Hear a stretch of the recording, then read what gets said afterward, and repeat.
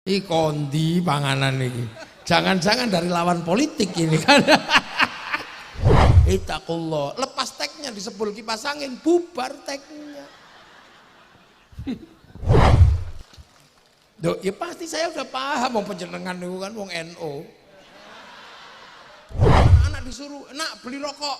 Enggak jalan sekarang, orang tuanya marah. Suruh beli kok duduk online, Pak.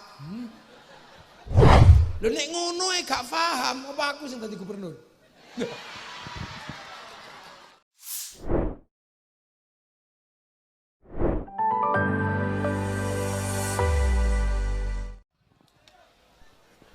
Assalamualaikum warahmatullahi wabarakatuh.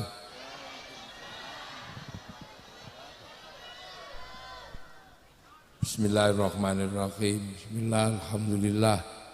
Wassalatu wassalamu ala rasulillah Sayyidina Muhammad ibn Abdillah wa ala alihi wa ashabihi wa azwajihi wa dhurriyyatihi wa ahli baitihi wa man tabi'ahum bi ihsan ila yaumil qiyamah. Para alim, para ulama, para kiai, susipun Sohibul Bait Gus Hadi kakala hormati, pangarsanipun Gus Hasib, pangarsanipun Pak Wakil Gubernur, pangarsanipun Pak Menteri, Pak Muhajir kakala hormati, Gus Dia, Pak Bupati, Gus Mizan, komplit nih, kiai kabeh, putune Bapak Syariah, enten ingkang dadi tentara. Para hadirin wal hadirat ingkang minulya, alhamdulillah. Niki acarane napa tadi? Khol. Lah. Niki ndase sapi niki. Kula kirimi sapi. Niki ndase niki. Dadi tahun wingi kan kula tau janji. Sok nek khole Bapak Syariah maneh cek gak sepi, tak kirimi sapi. Lampun tak kirimi sapi niki king Jogja niki. Lah niki ndase niki. Kula niku sedih soalnya. Nek ana acara sae kok gak ana panganane niku sedih. Napa malih niki khol sekaligus mulutan. Lho kudu ana panganane. Lho estu niku, lho nek ana acara kok gak ana panganane niku Pak Wakil Gubernur. Niku kula rada sedih. Nih Pak Menteri niki. Dadi mulane wong Jawa niku senengane mangan. Ale mangan gak mangan kumpul, mosok wis ngumpul gak dikeki mangan. Nggih, niku nek teng NU ngoten Pak Majir. Lah duka nek teng Muhammadiyah.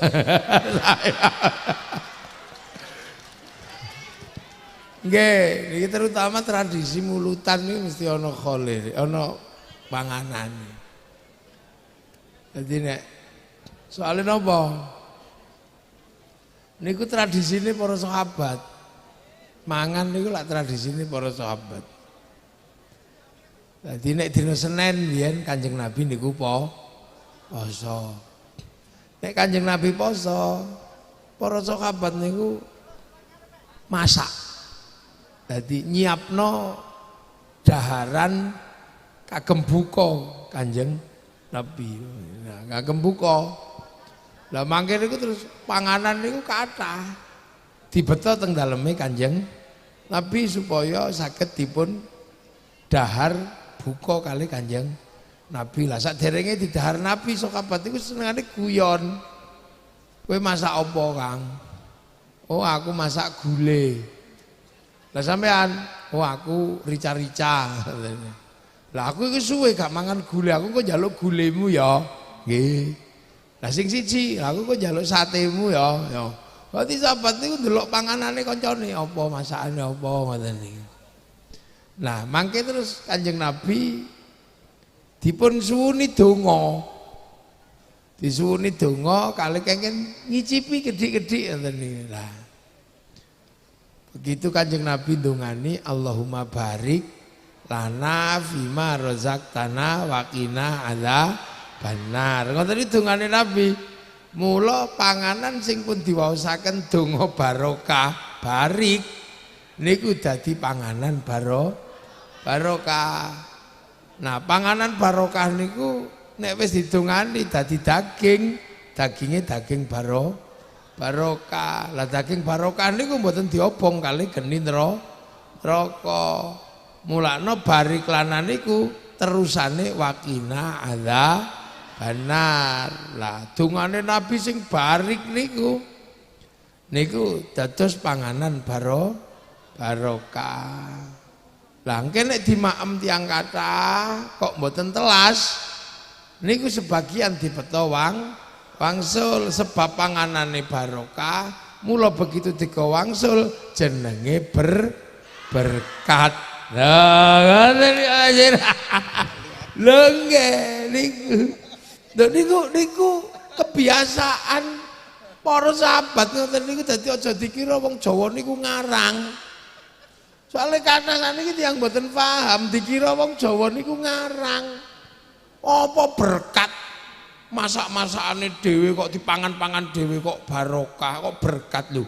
Wong dongane barokah. Masih oteke dhewe nek wis bar didongani dadi donga barokah. Barange isih padha statusnya berubah. Kados lanang kali wedok, Pak Menteri. Lanang wedok. Lanang wedok niku klambine ijo, kathoke abang. Sing lanang ya sing wedok klambine ijo, terus napa seweke abang. Budal teng KUA. Lah dateng KUA angkahtuka wa zawajtuka qabiltu nikah barakallahu laka wa baraka alaika.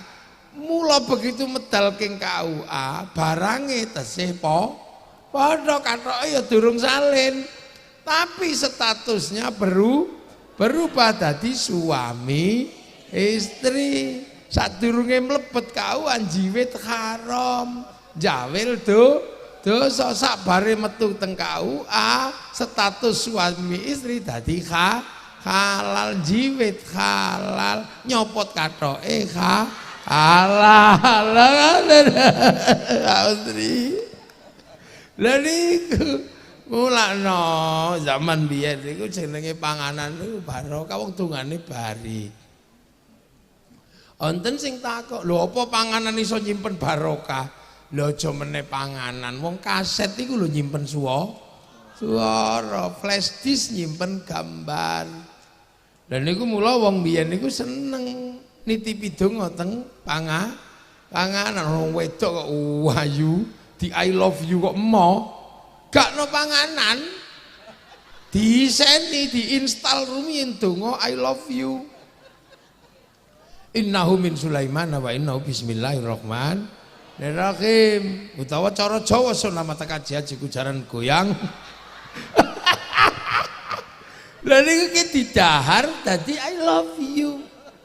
Mangkane caleg, calon bupati, lurah niku wedine ana panganan gak ada statusnya. Iki kondi panganan iki. Jangan-jangan dari lawan politik ini kan. Lha jangan-jangan dari lawan politik iki. Lah iki nek tak pangan engko. Jangan-jangan isine donga linggis.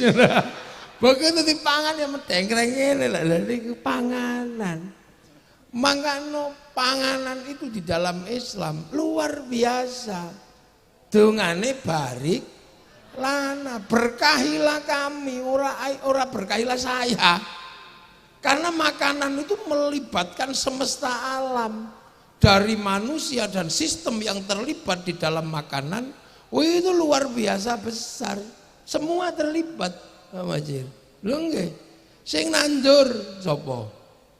Dia petani. Petani ini terikat dengan sistem negara. Ditandur di sawah. Sawah terikat dengan BPN, dengan macam-macam. Dia terikat dengan ilmu astronomi untuk mengetahui musim hujan atau tidak. Jadi panganan itu melibatkan disiplin ilmu yang luar biasa banyak. dari industri pupuk. Untuk apa? Membesarkan makanan. Begitu gede dipanen, melibatkan sistem teknologi panen, mulai dari ngarit sampai seleb sampai apa. Setelah dimasak melibatkan ilmu permasaan, gawe rice cooker, gawe itu, dan itu semua terlibat, gak Islam tok. Hampir semua masyarakat terlibat, dunia terlibat. Omongane wis dibumboni, sing nandur cengkeh sapa, sing nandur kunir sapa, sing nandur merica sapa, sedaya terlibat. Diuyahi. Wong Sewulan gak diuyah, sing diuyah wong Rembang. Sementara wong Sewulan gak tahu takok sampean gawe uyahi karo nguyuh ora. Kan yang tambah garam. Loh, semesta inilah yang membuat kenapa makan itu doanya Allahumma barik lana. Jadi keberkahan kepada kami yang diberikan atas nama kebaikan yang ada di dalam makanan. Makanya dongane Allahumma barik lana, bukan barik lila. Sebab dongane niku barik, mula panganane jenengane barokah, nek dikomule jenenge berkat. Lho wong Jawa niku sudah hebat untuk yang seperti itu. Cuman kadang nek gak patek Jawa gak paham. Wong Jawa niku artine paham. Nggih. Ya termasuk lahire Kanjeng Nabi kan napa? Wa ma arsalnaka illa rahmatal lil alamin. Nabi niku dadi rahmate wong alam kabeh. Cuman waktu medun ning Mekah kondisine jahiliyah. Lho yang disebut jahiliyah iku ndi? Ya Mekah iku jahiliyah. Di tahun itu Jawa ya sudah tidak jahiliyah. Mboten dadi ana masyarakat jahiliyah, ya masyarakat Arab waktu itu. Apakah Jawa mlebu golongannya jahiliyah? Ya enggak. Jawa tahun 571 Nabi lahir sudah punya kerajaan Kalingga, sudah punya kerajaan Kanjuruhan, sudah punya kerajaan Tarumanegara tahun 400, 300 punya Salokonegoro, 600 punya Mataram, persiapan bangun Borobudur, sudah punya bahasa yang bertingkat, wis komplit. Jadi sebagai sebuah peradaban ketika Rasul lahir di sana, ini sudah maju. Makanya ketika Islam datang adaptasinya paling baik, paling bagus. Adaptasinya paling bagus. Di Mekah masyarakat yang bisa memahami agama, masyarakat kota, masyarakat madani. Makanya kan ini masyarakat kota disebut masyarakat madani. Jawa sudah jadi kota-kota berperadaban. Makanya ketemu klik ngono tok. Nah itulah yang menyebabkan ketika Islam berkembang keluar dari Jazirah Arab, yang ke Eropa di bawah panglima perang, yang enggak klik. Wong menang-menangan, Allahu Akbar, takbir, ngono ya bubar.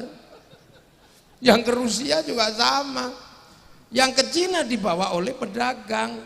Sahabat Sa'ad bin Abi Waqqas membawa tradisi berdagang. Masyarakat Cina sudah masyarakat pedagang, makanya sudah tidak ada istimewanya. Nah masyarakat Jawa kalau yang ngomong agama spesifik, agama itu dibawa oleh orang spesifik, namanya Brahmana. Kasta di bawahnya kesatria gak boleh ngomong agama, kasta Wesya pegawai gak boleh ngomong agama. Jadi Pak Wakil Gubernur itu gak boleh ngomong agama karena pegawai. Nah apalagi sudra, petani pedagang nggak boleh ngomong agama. Lah pedagang itu nggak boleh ngomong agama, wong pedagang sudra kok ngomong agama. Maka kalau secara epistemologi pengetahuan kok tiba-tiba ada penjelasan Islam disebarkan oleh saudagar, itu teorinya salah Pak Majid. Teorinya nggak bener. Jadi kan saya ngomong sama menteri, jadi enak. Sampean ngrungokno ngono tok, nggak apa-apa. Dan aku tahu ini saya berdiskusi sama Pak Menteri yang kebetulan mengelola kebijakan negara. Nah itu makanya Islam disebarkan bukan oleh saudagar kalau di Indonesia. Keyakinan para santri Islam disebarkan oleh wali. Lah kenapa wali? Wali itu makomnya Brahmana. Brahmana niku punya cakti, wali punya karomah. Nah itu makanya imbang, dua ini sama-sama la khaufun alaihim walahum yahzanun, karena punya kedekatan dengan Tuhan. Nah itu. Nah, makanya santri Islam disebarkan wali, yaitu yang benar. Karena apa? Yang bisa ngimbangi Brahmana ya wali, podo sekti ini. Lah kenapa wali tidak mengajarkan pertanian? Jawa gudangi petani. Kenapa tidak mengatakan ini Indonesia harus diajari berdagang? Nah, Jawa ini gudang perdagangan terbesar. Jung-jung kapal Jawa itu bisa berlayar sampai di ujung di ujung jalur sutra. Macetnya perdagangan Nusantara itu karena apa? Karena jalur perdagangan keluar dari tradisi maritim dikuasai Portugis.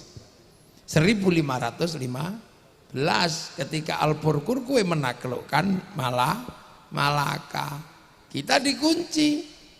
Nah tradisi itu menjadi semakin gila di zaman Belanda. Indonesia masuk Belanda, Singapura, Malaysia masuk Inggris, Traktat London. Traktat London. Makanya oleh Inggris, Singapura, Malaysia dikasih 1 jam lebih awal dari waktu Jakarta. Itu loh, panganan teko rame. Nah itu makanya Indonesia kalah 1 jam dari waktu Jakarta. Bursa efeknya buka 1 jam lebih awal daripada bursa Singapura dan daripada bursa Jakarta. Nah itulah maka perpindahan waktu dari Jakarta ke IKN adalah salah satu siasat untuk mengambil peran di dunia digital agar kita tidak ketinggalan waktu dari Singapura dan Malaysia. Loh, ini kan persoalan negara. Belum gitu kan tepuk sing banter. Cuman sayangnya kita ini kadang tidak percaya. Milih presiden itu menghabiskan biaya triliunan. Terpilihlah satu orang dengan pilihan terbanyak Pak Jokowi, tapi karena kadang kita itu iseng, lebih percaya sama Rocky Gerung.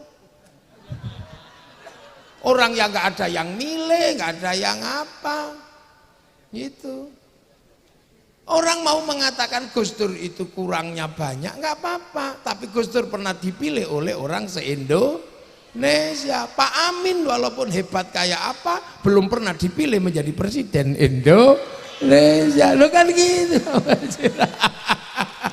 Loh, sampean mau mengatakan Pak Muhadjir mau kurang pinter, kurang apa? Beliau dipilih menjadi menteri. Lah kalau sampean lebih pinter, kenapa sampean yang nggak dipilih? Nah kan itulah. Ini tradisi kita suka begitu. Jadi mengatakan bahwa kadang kita ini merasa lebih baik. Nah, negara itu seperti itu. Makanya waktu itu petani nggak boleh ngomong agama. Ya wali. Lah cuman kadang orang bertanya, referensi wali ini dari mana? Kok bisa wali tiba-tiba membangun ini? Lah wali itu kalau butuh sesuatu itu nggak pakai referensi. Pak Majid. Wali itu download. Loh, wali itu download. Allah ini kan punya sistem cloud itu. Di langit itu, pusat data kan, punya cloud. Harddisk gedenya itu, cloud itu.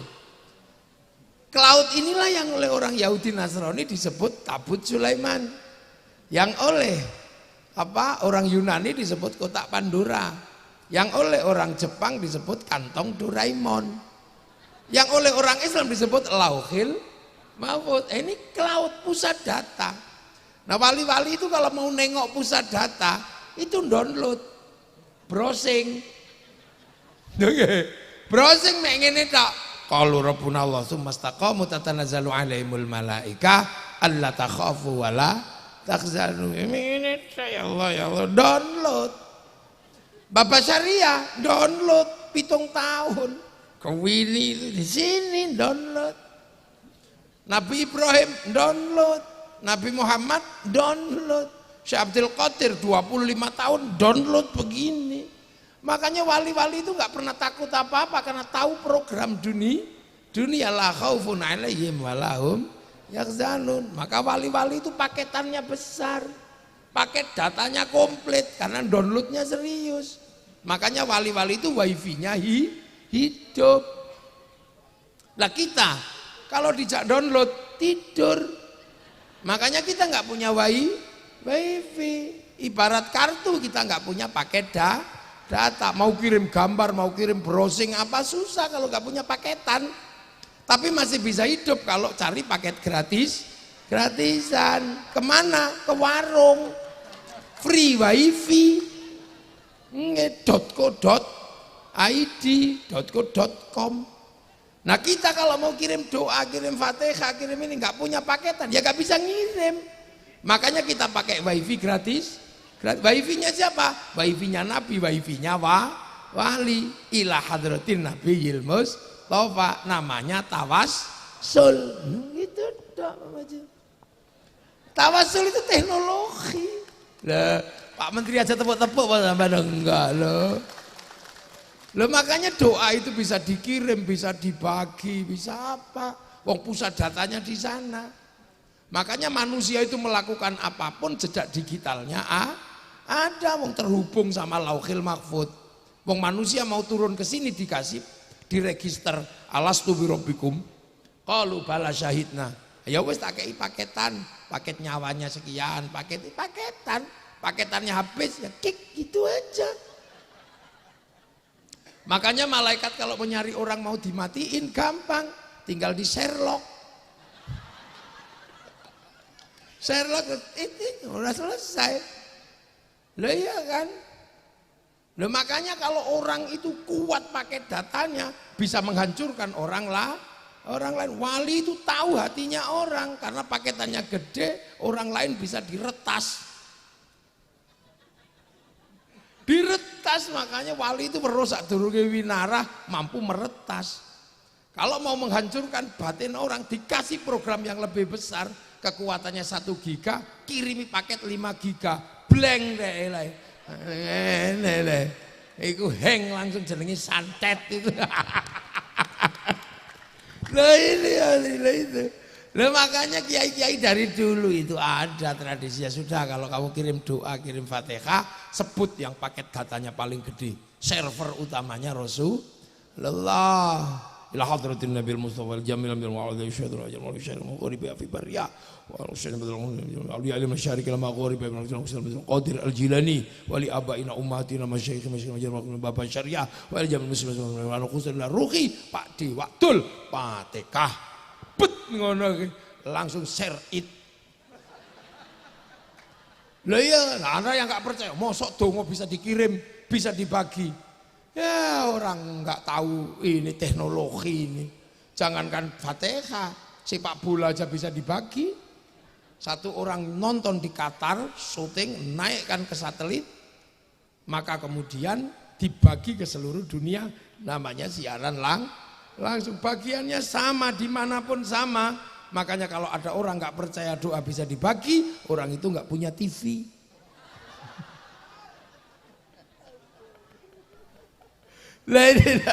Jadi kita ini sebenarnya, ini kita call, kita apa? Ini kan sebenarnya kan cari wifi gratisan, iya kan? Pemancar utamanya di mana? Ya di Mekah sana, itu pemancar utama. Awwala baiti wudi'a lin-nasi lalladzi bi Bakkah mubarakah. Makanya Nabi Ibrahim ketika kehilangan sinyal Tuhan, matahari, apa bulan, ke situ. Cari sinyal ke situ. Rabbana inni askantu min dzurriyyati biwadin ghairi dzi zar'in 'inda baitikal muharram. Rabbana liyuqimus sholata faj'al afidatan minan nasi tahwi ilaihim warzuqhum minats tsamarati la'allahum yaskurun. Pemancar ditancapkan di situ disebut makom Ibrahim. Kita di sini fawalli wajhaka syatrul masjidil haram. Itulah yang nunjukin sinyal di situ siapa? Nabi Muhammad. Maka ketika bangun sinyal Allahu Akbar, kita pakai Allahumma sholli ala sayyidina Muhammad. Dan jangan lupakan jasa Ibrahim, kama shollaita ala sayyidina Ibrahim. Lan niku walladzina ja'u min ba'dihim yaquluna rabbana ighfir lana wa li ikhwanina alladzina sabaquna bil iman. Nah itu. Konsep itu. Loh, makanya Indonesia ini ketika ketemu dengan nabi nggih, yang ahsanuhum khuluqan, apa akhlak terbaik, rahmatan lil alamin, ya enak. Sana datang ke sini jadi rahmat, tidak jadi masalah. Jangan sampai Islam datang kok jadi perkara itu rusuh namanya. Makanya ketika Islam datang ke sini disebut tanaman kazar'in akhraja syat'ahu fa'azarahu fastaghladu fastafa'ala suqih yu'jibu zurra al-yaqidhu bihimul kuffar. Ayat itu pertama wakafa billahi syahidah. Rasulullah sendirian bersyahadat. Ya, Muhammadur Rasulullah. Tapi nggak ada yang kenal di situ, makanya sendiri. Makanya disebut jahiliyah karena di sana nggak ada yang kenal. Karena apa? Mekah tidak punya tradisi Nabi karena nggak punya kitab suci, dia penyembah berhala. Yang punya tradisi kitab suci itu di Filistin sama Madinah. Makanya orang Mekah ketika dikasih Nabi nggak tahu, taunya dukun. Jadi makanya orang sana jahiliyah. Jadi sekali lagi yang disebut jahiliyah orang sana bukan orang sini. Yang dikafir-kafirkan sama Allah ya orang sana bukan orang sini. Ini kan harus dipahami, ini problem apa? Sosiologinya. Nah, orang sana nggak kenal Nabi, makanya begitu ada Nabi diusir karena mengajarkan ketuhanan yang bagi mereka aneh. Tuhannya satu, padahal di sana tradisinya banyak. Sudah gitu disuruh wudhu, padahal di sana nggak ada air. Mau diminum aja susah, suruh wudhu. Apalagi suruh jinabat, tambah sulit lagi. Orang sini jinabat gak ada masalah, air banyak. Di sana diminum aja susah, suruh jinabat. Padahal mereka bisa jinabat semalam 8 kali, kan susah. Makanan gak ada, suruh zakat. Udah tahu panas, suruh puasa. Loh, ini kan sulit untuk menerima itu. Makanya Nabi sendirian, Rasulullah. Sampai ketemu walladzina ma'ahu. Siapa? Sahabat. Makanya sahabat itu ya orang Mekah. Namanya Abu Bakar, Umar, Utsman. Gak ada sahabat kok namanya Joni, itu gak ada. Mukidi gitu yang gak ada. Iya, sahabat ya itu. Nah, walladzina ma'ahu itu asyidda'u alal kufar. Lah kufar itu ya orang sana. Abu Jahal, Abu Lahab, bukan orang Jawa yang disebut kafir itu. Maka jangan ngafirin orang Jawa. Wale kamu. Sampai akhirnya ketemu resolusi ruhama ubainahum, ketemu resolusi mulai paham karena ada Waraqah bin Nufail yang menjelaskan bahwa itu nabi orang Nasrani. Ada Bukhaira yang orang Mekah sendiri nggak kenal nabi, makanya diusir.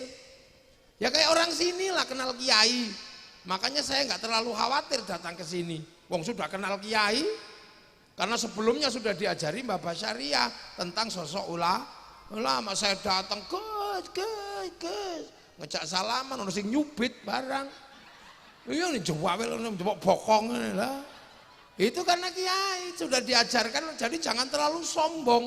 Saya kiai hebat. Ya kenapa?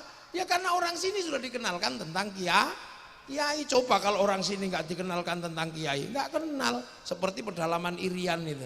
Kalau lihat saya, pasti mereka guyu dok. Oh ini mesti tim pemburu babi kan gitu.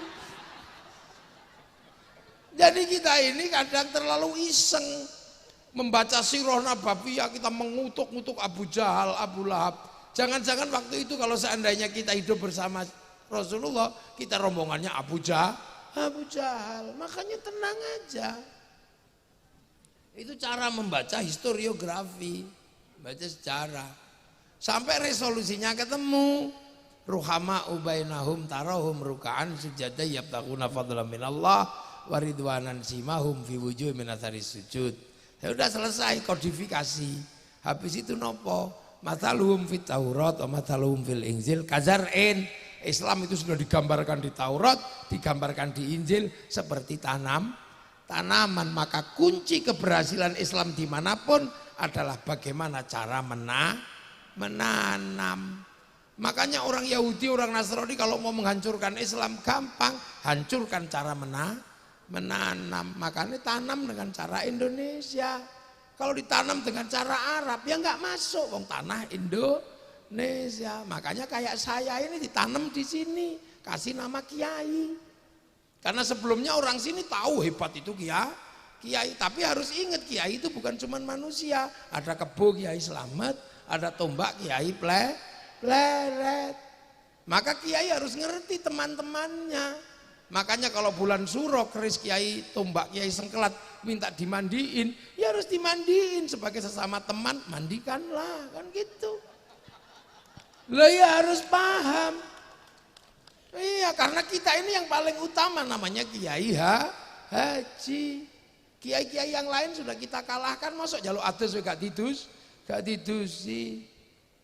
Nah ya kan, Allah sampai di sini tanam sini pangeran.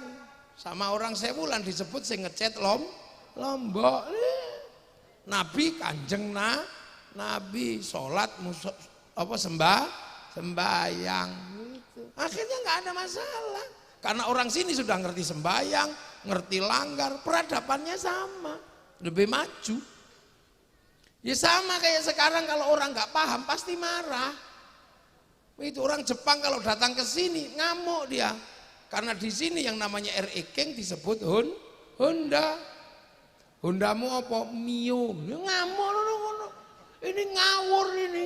Ini bid'ah ini pasti begitu. Wong ini mau Yamaha kok Honda.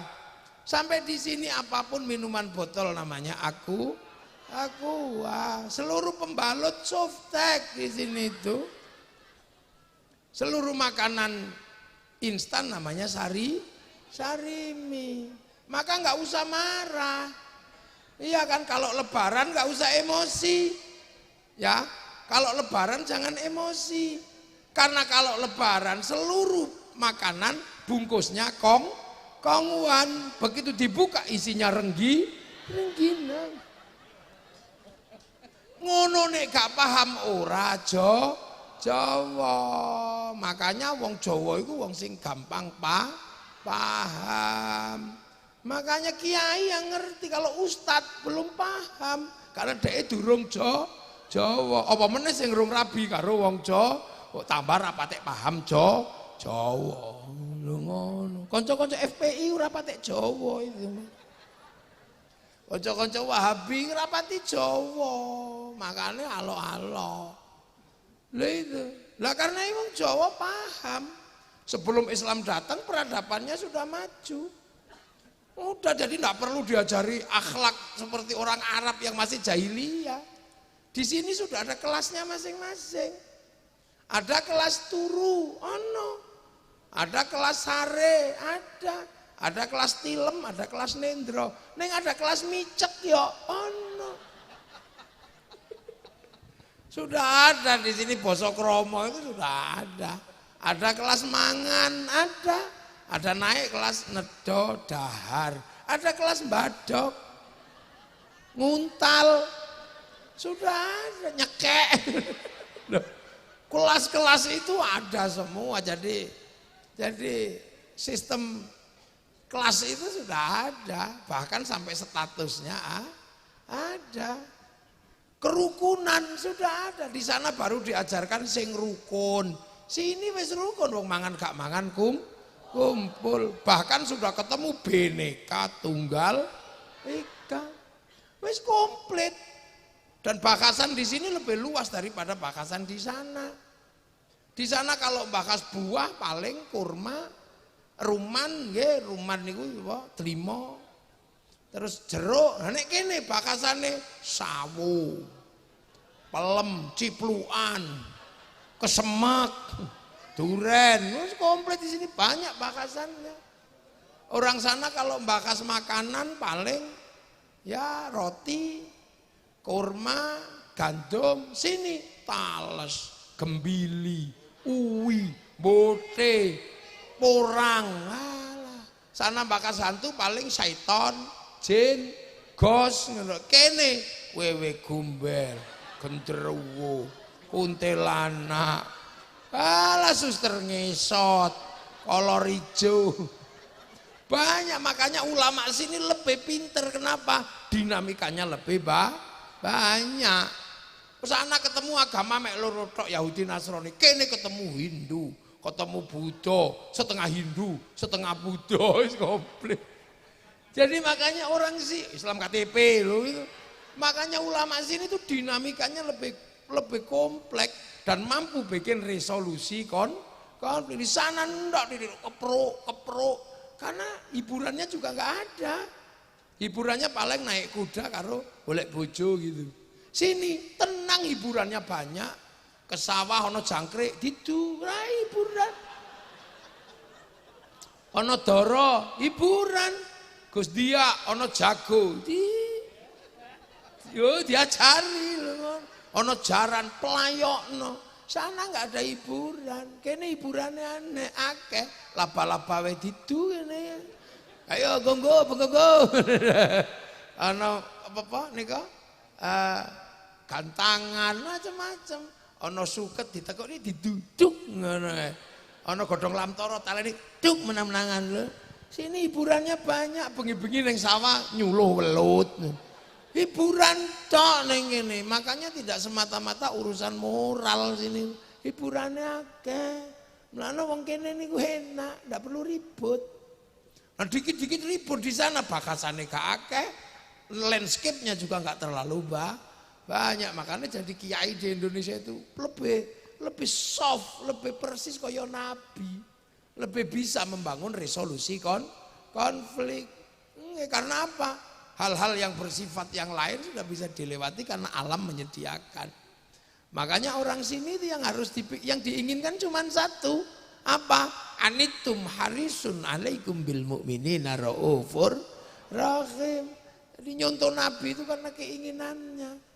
Nah itulah makanya para wali ketika mempertemukan Islam dengan orang sini enak. Sudah rukun, sudah apa, maka pilihan tersulitnya adalah apa? Mempertemukan Islam agar tidak memecah belah kekuatan Nusantara. Konsepnya kafir, masalahnya nek kafir. Ya tepuk, sing banten Pak Menteri ya tepuk sampean. Lu kalau kafir masalah. Makanya ketika satu ini berbeda-beda, gimana? Oh Nabi punya konsep. Apa konsep Nabi? Kullukum ra'in wa kullukum mas'ulun an ra'iyati. Kalian adalah semua para pemimpin yang harus hidup saling bertanggung jawab antara yang mimpin dan yang dipimpin. Akhirnya konsep itu dimasukkan kepada orang Nusantara yang berbeda-beda tapi tetap satu jua. Maka konsep ra'iyah masuk ke Nusantara dan diterima oleh kita yang raja, hamba, semuanya patuh. Kawulo jadi kulo. Hamba saya. Ini itu abdi, pukulun, ulun. Semua masuk dalam konsep ra'iyah itulah yang diserap ke bahasa kita menjadi rakyat. Jadi ra'iyah itu bukan people. Kalau people itu vox populi, vox dei. Suara mayoritas, suara Tuhan. Begitu dia mayoritas mengatasnamakan Tuhan menjadi kekuatan diktator mayoritas. Kita bukan proletar, kita bukan komunis. Kalau proletar ngumpul namanya diktator proletariat. Maka semayoritas apapun kaum muslimin dengan konsep ra'iyah tidak akan pernah menjadi diktator mayoritas. Nah itulah satu-satunya negara muslim dunia yang sanggup ngambil kalimat ra'iyah untuk konsep warga bangsanya hanya muslim Indonesia. Gak ada lihat. Makanya ra'iyah itu kalau ngumpul namanya musyarakah, masyarakat. Ini itu masyarakat kalau berbeda paham, wasyawirhum fil amri, lahir konsep musyawarah. Karena yang nata para wali maka teritorinya disebut wilayah. Al-wali al-wilayah. Wilayah itu yang akhirnya jadi NKRI, Negara Kesatuan Republik Indonesia. Itu. Makanya penerus para wali mengatakan NKRI harga mati. Yang bukan penerus wali NKRI harga pas. Lah itu. Lah karena NKRI ini membangun konsep ra'iyah, maka pemimpin tertingginya majelis permusyawaratan rakyat. Kenapa pakai majelis? Karena majelis adalah konsep tenggang rasa dari yang berbeda. Beda tafassahu fil majalis fafsahu yafsakhillah. Majelis permusyawaratan rakyat, dewan perwakilan rakyat. Nah ini yang landasan kita anut sehingga kita selamat menjadi bangsa masa depan. Apa bangsa masa depan? Adalah bangsa yang mampu bangun persatuan. Nah itu aja. Nah, makanya Arab satu bangsa pecah puluhan negara, Cina satu bangsa pecah puluhan negara, Afrika satu bangsa pecah puluhan negara. Tapi kita dengan konsep ro'iyah, puluhan bangsa, suku dan agama mampu bersatu dalam satu negara, Kesatuan Republik Indonesia. Nah ini jadi negara paling sunnah di dunia, ya Indonesia. Makanya orang mengatakan negeri ini togut, oleh kok tempilingi itu oleh. Polisi boleh nangkep orang yang mengatakan negeri ini togut. Karena dia mengatakan sesuatu yang bersifat fitnah. Sementara kita negara paling sunnah. Nah itu makanya para penerus wali membangun negara terus. Ada yang jadi DPR, ada yang jadi bupati, ada yang jadi menteri, ada yang jadi wakil gubernur, ada yang nyalon. Pokoknya yang penting ini bagaimana kita mempertahankan nilai persatuan yang dibangun oleh konsep kenabian. Loh, ini kan orang tidak paham. Nah itulah makanya kita ini selalu membangun persatuan. Makanya santri slogannya pakai bahasa Al-Quran. Wa'tasimu bihablillahi jami'an wa la tafarraqu. Jangan tercerai-berai. Makanya kita ini begitu bilang NKRI, kita nggak main-main. Kita selalu membangun persatuan, bahkan membiayai persatuan. Berapa kali kita bersatu dalam setiap tahun untuk urusan Nabi, lahiran, terus mulutan, Isra Mi'raj, semua dibangun persatuan itu. Iya kan?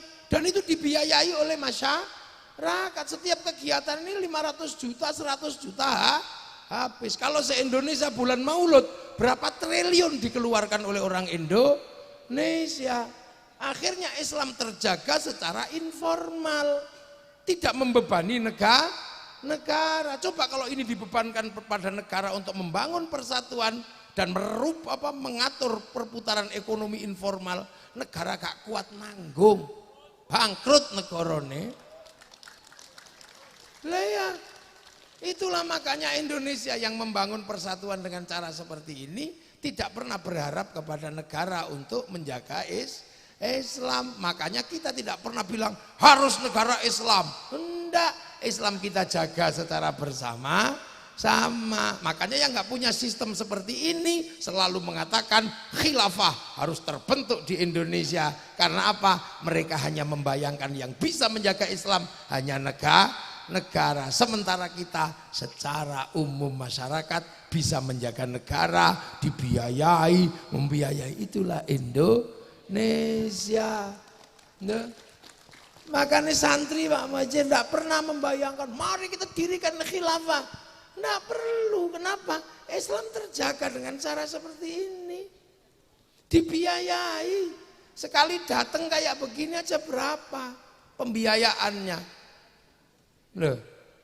Dan berapa roda ekonomi yang jadi diputar seperti ini? Berapa? Semua habis di sini setiap tahun.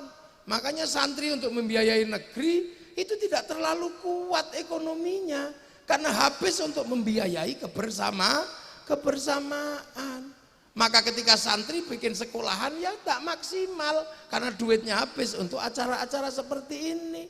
Menjaga seperti ini. Maka tugas negara mengalokasikan yang lebih gede untuk santri yang sudah banyak mengolah negara. Yang lain mau nggak tahu mulutan duit euto, nggak tahu khol duit euto. Maka sekolahannya bagus, masjidnya bagus. Lah santri rumah sakitnya Lah santri duwe wis entek dienggo kaya ngeten iki.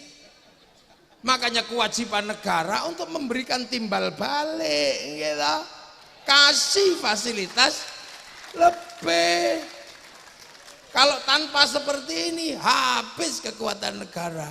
Ruang persatuan terjaga. Lu coba arep donga kiyaine tok sing donga, santrine amina amin. Pokok amin, amin, amin nek kepegelen amin.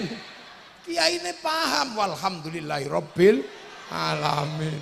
Begitu sing donga banyak diajak ke alun-alun Medion namanya istighosah kubra. Begitu sampai sana yo bakul tahu jualan, pelalon berjalan, es teh jual, sprite semua berjalan. Roda ekonomi berputar, pasar bergerak, sektor informal berjalan. Loh ini sholawat yang tadinya sendirian, ya Rasulullah salamun alaika, deng. Ana sing ya Nabi salam alaika, ya Rasul salam alaika. Anglia numpak. Begitu banyak yang ingin sholawatan, diajak ke alun-alun, namanya Madiun bersolawat. Wah, kalau sudah sampai sana laku semua. Yang punya sonnya laku, yang punya syutingnya laku. Pom bensin terserap untuk beli bensin angkutan motor, mobil. Sampai di sana orang jual spanduk laku, jual slayer laku, sampai gagang pancing laku. Loh, ini kekuatan ekonomi rakyat yang luar biasa. Persatuan terjaga, ekonomi berputar. Padahal mestinya itu tanggung jawab negara. Tapi negara biar ngurus yang lain, kita urus persatuan, kita urus kebersamaan. Nah, kenapa? Tinggalane para wali. Nah, jangan main. Nah, yang datang Habib Syekh, ya kain putih laku semua. Nek sing teko mafia sholawat kain hitam laku semua. Segala yang ada dalam hidupmu cos. Loh, ada orang mati kita kumpul terjaga kebersamaannya. Coba kita bisa bayangkan 3 hari, 4 hari sampai khol. Kalau sudah khol gini kepala sapi laku, semua bisa terakomodir, itu kan. Terus nanti setelah 7 hari khol, terus ziarah ke makam para leluhur, bis pariwisata laku, elep laku, sampai di makam wali jual nasi laku, jual katok laku, sampai copet bisa hidup di makam para wali. Hebat ini. Itu coba kalau negara yang nanggung bangkrut, kukut rungkat. Coba lah itu sampai di makam, coba kalau di makam Bapak Syariah itu la ilaha illallah, la ilaha illallah. Ini belum selesai. Sak rombongan teko meneh sallallahu ala makam. Ini belum selesai, satu rombongan datang lagi. Ila kadratin nabiyil Mustafa mukamatin sallallahu alaihi wasallam Fatihah. Ora ono sing komplain yang fasih. Ndak. Gentenan enggak, biasa aja, ganti bau wareng. Ngawiti ingsun nglaras syairan iki rung rampung wis. Ibadallah rijalallah aghizuna li ajlillah nu'a lana lillah sanaqdha lillah. Arep nyontoh Habib Syekh ka iso.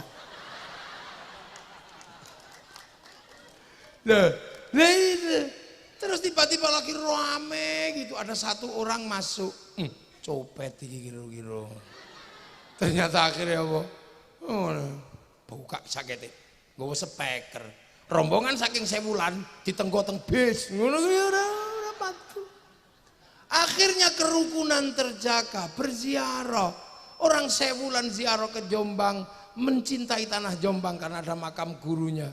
Berziarah ke Surabaya, Mbah Ngampel, merindukan tanah Surabaya karena ada makam gurunya. Setiap tanah yang diziarahi melahirkan rasa cinta dan kerinduan di mana gurunya disemayamkan. Itulah bibit cinta pada tanah air. Makanya nggak ada teroris kok tumbuh dari kalangan santri yang suka ziarah kubur. Seluruh teroris tumbuh dari orang yang tidak pernah ziarah kubur. Lah panjenengan. Makanya polisi TNI nggak usah mencurigai santri, nggak akan jadi teroris. Udah bener Pak Wakil Gubernur, nggak ada. Mau ngebom Surabaya takut sama Sunan Ampel, mau ngebom Madura takut Mbah Khalil. Makanya teroris itu blang blung, kenapa? Gak ada yang ditakuti.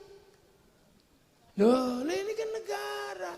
Makanya anak-anak santri cinta ziarah kubur, ya cinta negara. Terbangun dibiayai. Terus kiai itu juga nggak bisa dibiarkan karena atas nama Tuhan. Makanya kiai itu dibatasi, dibagi dua. Satu kiai sakti, yang kedua kiai kurang sakti. Kalau saya ini kiai nggak sakti, jadi nggak perlu dibatasi. Bisa diinterupsi, Gus sudah malam berhenti. Ya, Pak Menteri udah linu, ya berhenti. Lah iya kan, udah linu dengkulnya kan udah sepuh. Iya, Gus Kasep udah linu. Gitu. Ibaratnya gitu.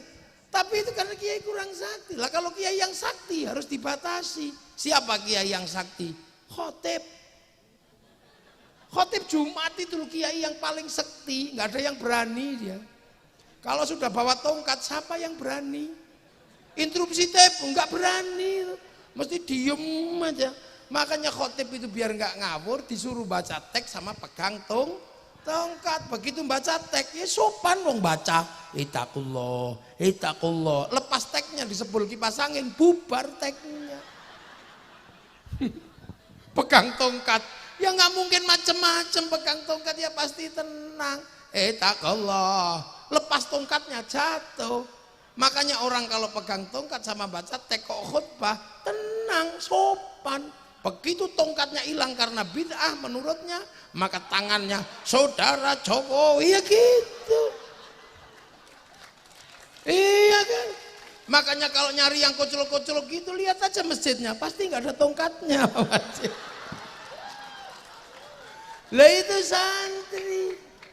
Lah makanya enak. Lah itu penjagaan seperti itu luar biasa kita lakukan setiap hari. Forum informal selalu berjalan, ruang ekonomi berputar, edukasi di luar edukasi resmi berjalan. Negara tinggal pesan mau ngomong apa, pesan aja sama kiai. Kiai, ini anti terorisme harus digalakkan. Kiai ngomong semua tentang terorisme. Akhirnya selamat bangsa ini. Arab Spring menghancurkan semua negara hanya karena satu bendera, karena semua tidak ada yang menjelaskan. Ini bendera tauhid, ini bendera Nabi. Semua tertipu, semua terkecoh. Sampai di sini bukan, itu bendera Hizbut Tahrir. Oh ini bendera Nabi, kamu kalau anti ini anti la ilaha illallah. Enggak, wong aku tahlilan ya la ilaha illallah. Aku itu loh anti bendera PKI Palu Arit. Tapi kalau ke sawah tetap pakai arit, pergi nukang tetap pakai palu. Gitu. Selamat bangsa ini, wong kiainya santai jawabnya. Awas lagunya Haddad Alwi itu lagu Syiah. Ummi lagu Syiah. Halah gitu aja kok Syiah. Indonesia yang lebih serem dari itu ada apa? Indung-indung. Doa Siti Aisyah mandi di kali rambutnya basah, tidak sembahyang, tidak puasa, dalam kubur mendapat siksa. Kok pakai nama Siti Aisyah itu? Coba pakai nama Pak Ijem apa sapa? Itu bukan Siti Aisyah istri Rasulullah, itu Aisyah Medion. Lu ya gitu, lu kiai enak, makanya ada situasi-situasi yang sulit jebol. Itu di Suriah cuma satu orang yang berani ngomong, Syekh Ramadan Al-Buti, habis. Di Libya yang ngomong cuma Muammar Gaddafi, habis. Di sini kiai sampai kampung-kampung ngomong semua tentang negara. Makanya situasi tersulit ketika kita punya tradisi ngumpul adalah ketika terjadi corona. Pesen kiai enak, yai nggak usah Jumatan. Besok gak Jumatan ya? Nggih, enak. Alhamdulillah libur. Besok nggak usah tarweh ya? Nggih. Para hadirin, ini kita sampai di zaman digital milenial. Milenial killing everything. Para hadirin semua, orang milenial hidupnya cuma dari dua hal, dari mulut dan dari jempol. Makanya mulut milenial gak bisa ditahan, bisa ngomong apa saja karena medsos memungkinkan untuk itu para hadirin. Yang kedua, dosa manusia bisa terbuka karena punya jempol. Dia bisa buka apa saja menggunakan jempolnya. Maka jempol dan mulut diazab oleh Allah. Turunlah corona, mulut harus pakai masker, tangan harus pakai hand sanitizer. Betul? Betul. Padahal kiai ini ngarang. Loh, iku nek akhirnya bangsa ini selamat itu loh. Ya Allah, mek ngono tok beres. Coba kalau nggak ada ruang informal seperti itu, maka jangan pernah membayangkan di negeri ini kalau kemudian ini dipisah-pisah, doa sendiri, apa-apa sendiri, bangsa ini tidak punya kekuatan persatuan, tinggal menunggu kehancuran. Makanya santri-santri yang sibuk ngurus negara dengan cara seperti ini tidak mampu bikin sekolahan bagus, tidak mampu bikin rumah sakit bagus. Tugas Pak Wakil Gubernur dan Pak Menteri untuk menyempurnakannya. Nah, iya, jangan yang tidak ikut jaga negara dibiayai terus. Apa gunanya? Tumbuhlah kelompok-kelompok yang membahayakan bangsa dan negara. Makanya ketua NU ditanya Pak Muhajir, sekolahanmu yang butuh bantuan mana? Dibantu. Duh, ya pasti saya udah paham, mau penjenengan itu kan wong NU. Enggak loh, telah sewulan mana? Lah itu ini negara. Kalau tidak dilakukan itu, maka kemudian akan ada ketimpangan. Yang cinta bangsa dan negara tidak punya pengetahuan pendidikan, yang punya pengetahuan pendidikan tidak punya rasa cinta pada bangsa dan negara. Dan itu beresiko. Beresiko pada apa? Pada sebuah sistem bersama yang namanya negara bangsa yang hari ini kita miliki, Indonesia. Satu-satunya ruang negosiasi besar di akhir zaman yang mampu mempertemukan semuanya adalah negara. Nah, negara ini harus aman. Makanya konsep pertama dalam Al-Quran adalah tentang baladil amin. Baru laqad khalaqnal insana fi ahsani taqwim. Baru tsumma radadnahu asfala safilin illal ladzina amanu wa amilus sholihat. Manusia yang baik akan terjaga oleh agama yang baik, tapi agama yang baik dan manusia yang baik tidak akan aman kalau tidak ada keamanan bangsa dan negara. Manusia rusak, agama rusak kalau tidak ada baladil amin. Konsep negara itu negara. Itu loh.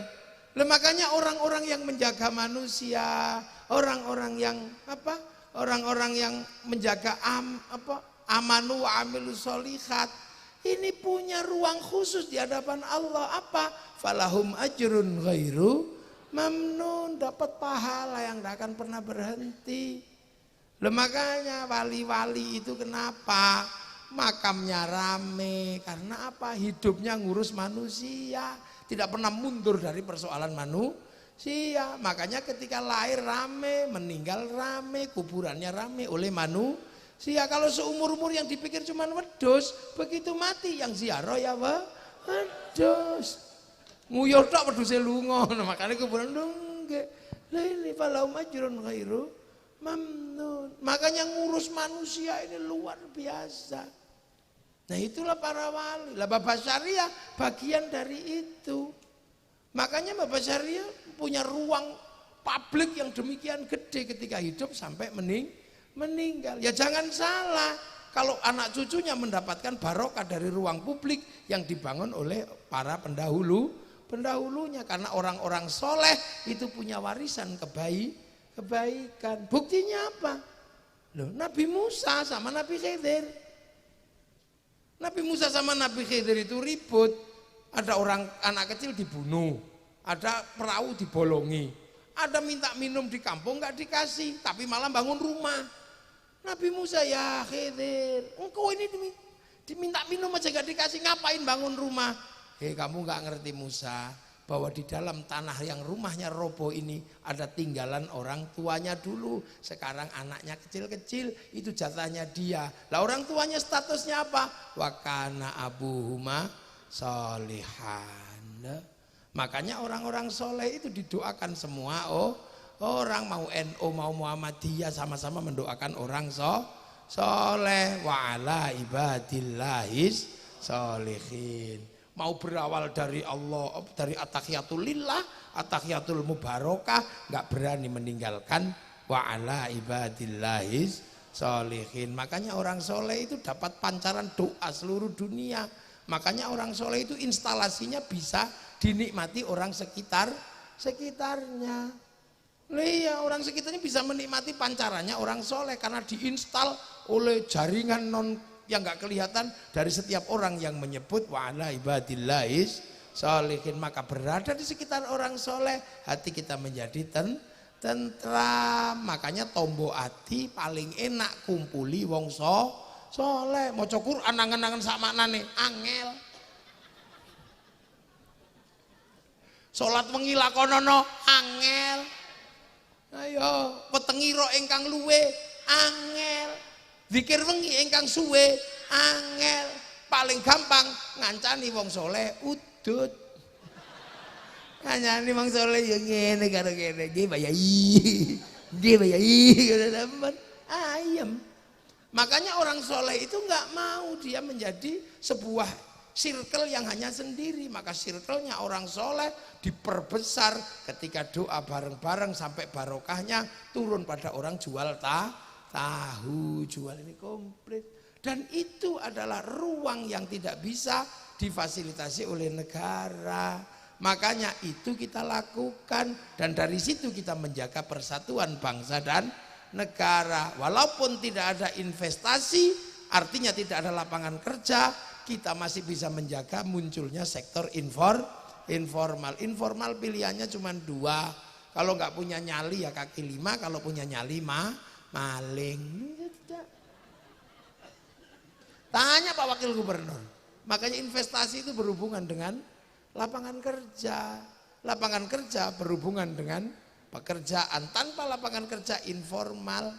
Informal itu pilihannya dua, kaki lima atau maling. Di Indonesia kaki lima tumbuh, maling tidak tumbuh. Karena kiai selalu berbicara innallaha ma'as-shabirin. Jadi kiai-kiai ini jangan dianggap sekedar hiburan. Enggak, ini dalam rangka kerja besar tentang nation state, tentang government, tentang state, tentang negara. Jadi ya makanya wali-wali ini melahirkan generasi yang seperti ini karena beliau pernah bikin wilayah. Nah, makanya sekarang bagaimana kita jaga agar anak-anak kita aman, kita selamat, kita menjadi manusia masa depan. Bangunlah rasa cinta pada bangsa dan negara agar semua terlindungi. Amerika kenapa bangkit? Karena dia bangun kecintaan pada bangsa dan negara. Hollywood setiap hari cerita tentang kehebatan Amerika, dari Wild West sampai The Last of the Mohican. Kalah dengan Vietnam bikin Rambo 1 sampai 6. Kalah dengan Cina bikin American Shaolin, American Kung Fu. Kalah dengan Jepang bikin American Samurai, American Ninja. Bahkan samurai terakhir dari Amerika namanya Tom Cruise dalam film The Last Samurai. Lihat, Cina kenapa bangkit? Karena anak-anak dijaga rasa cinta pada bangsanya. Dia bangkitkan dari film ular putih sampai ular hijau, dari Sun Gokong sampai Wong Fei Hung. Dia bangun semua dari punya. Nah, kita nggak pernah menceritakan itu sama sekali. Seolah-olah kita ini bangsa underdog. Kita ini bangsa sama. Eropa punya kisah cinta Romeo Juliet, Cina punya Sampai Engtai, Arab punya Kais Laila, kita punya Ande-ande lumut. Ledole si ande-ande lumut, temurunono putri. Putrine kang ayu rupane, leteng abang iku kang dah. Bu ibu kula mboten purun, bu ibu kula mboten mudhun, nadyan ayu sisane si. Kau wabe wong lanang iki pengen ngerti kuburane Yuyu Kangkang. Nanti aku tak tabarukan. Kok ana wong cek enake uripe icip-icip tok gak tanggung jawab ya. Lah kita punya. Ledole si ande-ande lumon, temurunono putri. Putrine kang ala rupane, kleting kuning. Bu ibu kula inggih purun, bu ibu kula inggih mudhun, nadyan ala menika kang putra suwun. Hebat lho ande-ande lumut iki. Masih mengkilat ngerti nek mustakmal. Lho masih kleting kuning iku wireng tok mambu telek lho. Orisinil rada kano Jawa top. Lu semua punya kok, sana punya cerita Ibu Tiri Kejam dalam Cinderella, kita punya bawang putih, bawang merah. Kono duwe cerita Samson, kene duwe Bandung Bondo Woso. Kono duwe kewan ngomong kura-kura ninja, kene duwe kancil nyolong timun. Duwe. Sana punya alat musik terbang terbuat dari kayu kulit, gampang gawene. Eropa punya alat musik gitar kayu tali, kita punya alat musik gamelan terbuat dari logam. Artinya hanya bangsa yang menguasai ilmu pertambangan maju dan penguasaan metalurgi yang mapan mampu membuat alat musik dari logam. Nah, tiba-tiba bangsa dhewe diceritakno elek duwe presiden elek, di TNI elek, duwe pitik gede titik-pitik Bangkok. Iya kan, duwe napa nongko gede titik nongko Londo. Sing asli Indonesia karek gula Jawa. Kenapa gitu ini? Sementara bangsa yang lain mulai bangkit. Itu cita-cita para wali itu. Baba Syariah cita-cita agar bangsa ini bangkit, bersaing sejajar dengan bangsa yang lain. Nah, coba Jepang. Ini persis 30 September. Kita cerita tentang PKI karena memang pernah terjadi pembantaian antara PKI, tentara dan rakyat dan kiai. Dia ceritakan aja. Tapi Jepang punya pengalaman yang sama, konflik antara Tokugawa dan restorasi Meiji, pembantaian antar generasi. Mereka ceritakan itu dalam film Samurai X dengan tokohnya Rurouni Kenshin. Malaysia agar tidak mengulang konflik antar generasi, antar anak bangsa, diserahkanlah Malaysia pada si Upin dan si Ipin. Dia nggak boleh lupa ada anak-anak India, maka Upin Ipin kenalkan Jarjet. Dia nggak boleh lupa ada anak-anak Cina, kenalkan Mei Mei. Dia nggak boleh lupa ada anak-anak Indonesia, kenalkan Susanti. Ini strategi kebudayaan. Kapan bangsa ini membuat cerita bahwa ketika dunia diluluh lantakkan oleh Mongolia, Arab jatuh, Cina habis, Eropa habis oleh Mongolia, tapi Mongolia ketika menyerang Nusantara habis sama pasukan Kertanegara. Satu-satunya bangsa dunia yang sanggup mengalahkan Mongolia, bangsa Indonesia. Makanya ojo ngejak gelut karo wong Indonesia, tukang gelut. Pemenang bediun.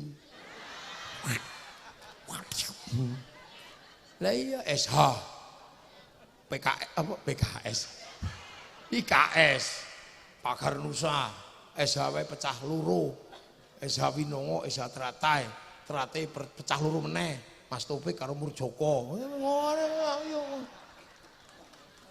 Ngono. Lha iku gek medion tok durung liyane. Makanya Indonesia itu jangan ojo digarai, terutama wong Jawa. Wong Jawa iki senengane ngalah. Engkau terus ngalih, lagi ngamuk. Loh iya. Makanya ketika Belanda sudah melakukan hal-hal yang jahat, dilawan oleh orang Indonesia.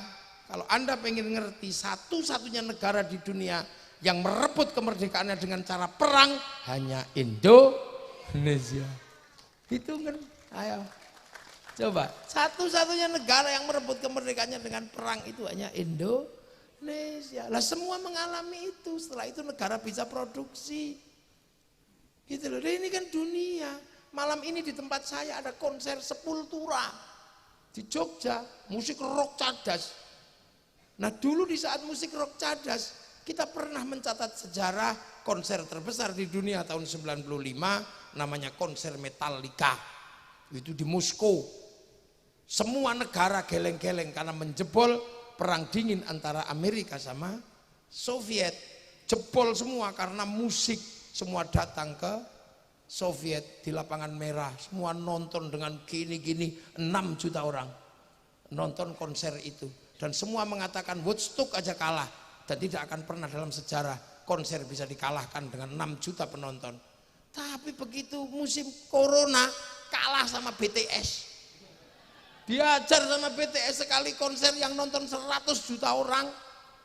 Seminggu konser 4 kali, sebulan 16 kali. Setahun tak hitung pemasukan untuk negara Korea dari BTS 1.250 triliun. BTS tok durung liyane, ayo. Makanya kita ini punya kekuatan-kekuatan yang harus dihitung. Maka Pak Menteri saya pesan, bagaimana kita punya huruf dalam negeri yang disepakati dalam domain internasional, yang bukan ABCD. Cina mendaftarkan hurufnya waktu algoritma disepakati di domain internasional, sehingga dia berani ngelawan Amerika, dia berani ngelawan Amazon dengan Alibaba, dia berani ngelawan WhatsApp pakai WeChat, dia berani ngelawan Facebook pakai QQ Runner. Kita belum bisa melakukan itu. Maka ratusan triliun diambil oleh Facebook dan WhatsApp setiap bulan dari Indonesia. Itu duit semua Pak Majid. Nah huruf Jawa harus gitu, nanti password kita Belgedes gitu bisa. Kita bisa pakai password telek lantung itu bisa. Silit berintek, ngono iso lah, saiki ndak bisa lah itu. Maka negara harus hadir untuk hal-hal yang seperti ini. Ini tentang masa depan. Anak-anak kita ini semuanya akan bertarung di masa depan di dunia digital. Sementara dunia digital adalah dunia baru yang disebut milenial killing everything, pembunuh segalanya. Yang terbunuh oleh milenial sudah berapa? Tahu-tahu pos hilang, tahu-tahu gedung biskup hilang, tahu-tahu apa orang hilang, tahu-tahu pasar hilang semua. Dulu kita masih kalau jatuh cinta itu masih mengandalkan pos, cari kertas warnanya pink. Masih ada industri kertas, ada industri surat cinta, perangko, nulis itu untukmu kekasihku. Semenjak kepergianmu di rantau orang, aku merindukanmu. Sepi kekasihku, setiap malam yang terbayang hanya wajahmu. Malam hari ini aku masih tercium bau tubuhmu. Kekasihku, ini harus kita lewati sebagai ujian cinta kita. Demi masa depan kau, aku dan anak-anak kita nanti. Tapi malam hari ini aku pun tahu kau sedang merindukanku. Sebab angin berbisik mendesau membisikkan namamu di telingaku. Dan aku yakin malam hari ini kau dan aku sedang duduk di bawah sinar rembulan yang sama. Dariku yang mencintaimu. 4 kali 4, 16. Sempat tidak sempat, harap dibalas. Itu. Terus kita masukin ke amplop, cari perangko, didilat, template. Ada pos, ada yang menyerap Honda Win. Tiba-tiba itu hilang semua aset anak-anak yang sekolah di Parpostel, enggak ada ruang kerjanya. Karena cinta semuanya diambil oleh WhatsApp. Tinggal gini, gitu dong. Kalimatnya juga enggak panjang, cuman mah. Ini real dunia baru, sampai enggak boleh marah. Dulu kita punya anak cantik seneng karena apa? Bisa mensortir calon menantu di depan rumah. Siapa kamu? Lulusan mana?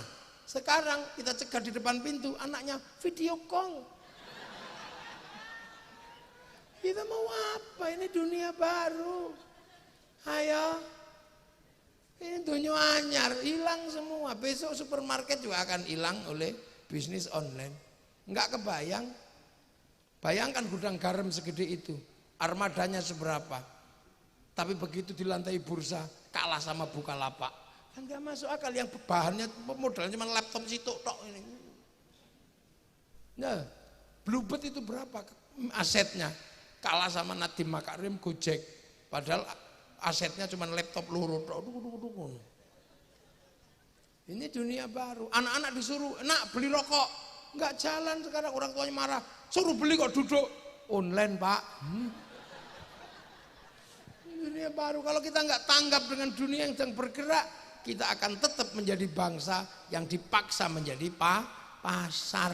Kita bukan negara produsen, tapi dipaksa menjadi negara konsumen. Ini tanggung jawab wakil gubernur, tanggung jawab bupati, tanggung jawab menteri. Lah iya, kene terima mateng tok, wong kiai kok. Lah kiai sudah ngene wis bendina ngene lho. Ndonga wis muga-muga bangsaku selamat bendina. Allahumma shalli ala muslimin. Wah bendina ngono. Terus selanjutnya ya Bapak Menteri, Pak Wakil Gubernur, ya Pak Bupati, ya siapa? Beliau-beliau yang kita minta untuk ngurus wilayah sebagai tinggalan para wali. Kita cuma santrinya. Lho nek ngono gak paham apa aku sing dadi gubernur.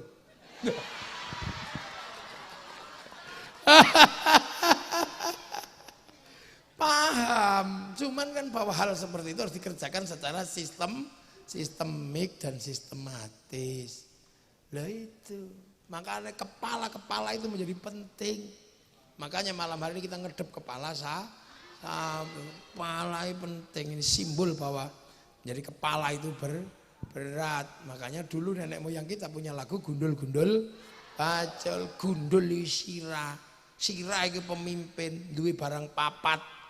Meripat irung lambeku kuping, meripat gue delok rakyat, kuping gue ngrungokno, irung gue ngambus, lambe gue nuturi. Barang papat kok pacul, meripat ndak perlu rakyat, irung ndak bisa mencium penderitaan rakyat, lambe gak iso nuturi rakyat, telinga tidak lagi mendengar cerita rakyat, barang papat kok gundule gembe. Ya.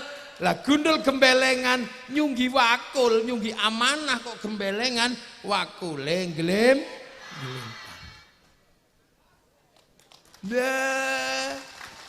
Makanya enggak ada kok di Indonesia terus.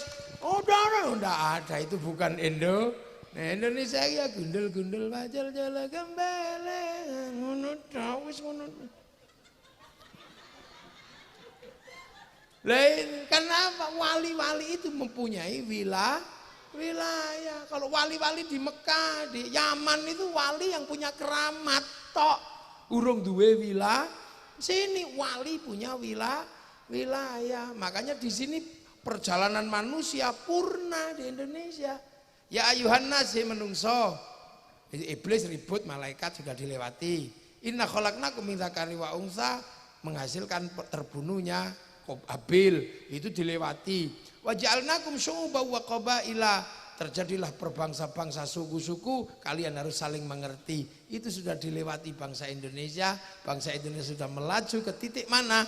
Inna akramakum indallahi atqakum, pokoknya kowe takwa, kamu baik, kamulah orang terbaik. Enggak ditanya lagi sukumu apa, nasabmu siapa, bangsamu siapa. Maka di Indonesia kok bisa mikir nasabmu siapa? Aku mundur balik ke zaman jahiliyah. Kenapa kaget? Ya memang begitu. Dadi bupati wis gak ditakokno iki trahmu sapa, wis gak, pokoke pinter ndek dhuwit ya wis ngono ae beres. Dadi menteri ya pokoke pinter, ya sudah. Dadi wakil gubernur ya pokoke apik wis. Kita sudah sampai di fase itu. Ngapain kita mundur lagi ke belakang, nanya suku, nanya turunan, lewat itu. Inna akramakum indallahi atqakum, tinggal menunggu perjalanan berikutnya. May yattaqillaha yaj'al lahu makhraja wa yarzuqhu min haitsu la yaktasib, tinggal nunggu bahwa kita akan selalu punya jalan keluar. Mayyattaqillaha yaj'al lahu makhraja. Lau anna ahlal qura amanu wattaqau la fatahna. Fase itu akan kita lewati. Kalau kita suku, turunan, nasab, mundur mana kita itu. Itu bangsa masih kuno, itu bangsa masa lalu. Kalau masih ngurus itu nggak akan selesai, karena konflik selalu akan terjadi karena perbedaan suku, perbedaan ras. Kita sudah menganut konsep ra'iyah, berbeda-beda tapi hidup saling bertanggung jawab. Matur nuwun. Assalamualaikum warahmatullahi wabarakatuh.